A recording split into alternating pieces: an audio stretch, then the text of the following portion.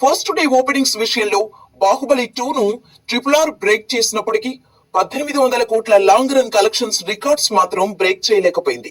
కానీ ఇప్పుడు పుష్ప 2 RRR రికార్డును బ్రేక్ చేసింది.